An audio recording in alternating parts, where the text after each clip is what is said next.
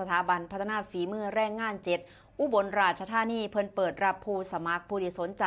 เขารับการฝึกอบรมหลักสูตรเตรียมเข้าเฮ็ดงานรุ่นที่46ภายใต้โครงการเพิ่มทักษะด้านอาชีพแก่นักเรียนที่บ่ได้เรียนต่อหลังจบการศึกษาภาคบังคับนั่นเองค่ะ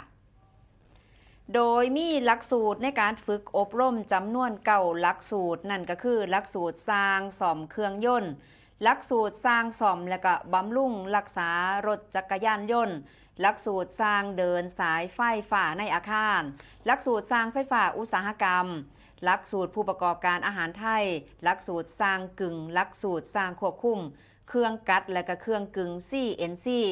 หลักสูตรสร้างเสื่อมอากโลหะด้วยมือหลักสูตรสร้างเครื่องเฮ็ดความเย็นในบ้านและก็พาณิชย์ขนาดเล็กซึ่งผู้สนใจต้องมีคุณสมบัติในการสมัครนั่นก็คือ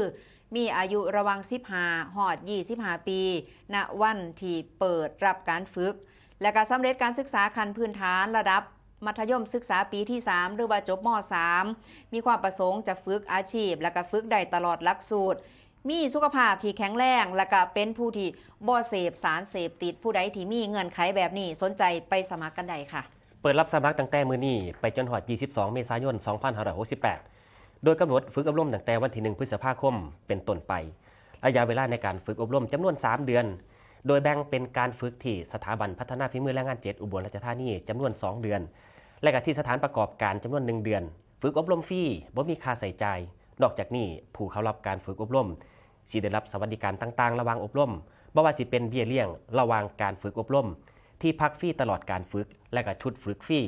ค่ะผู้ใดสนใจนะคะสามารถไปสมัครด้วยตัวเองนะคะที่สถาบันพัฒนาฝีมือแรงงาน7อุบลราชธานี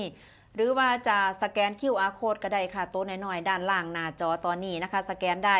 หรือว่าจะสอบถามเพิ่มเติมได้ที่ Facebook สถาบันพัฒนาฝีมือแรงงาน7อุบลราชธานีโทรไปค่ะที่043 317 242ต่อ7525ก็ได้คือกันนะคะ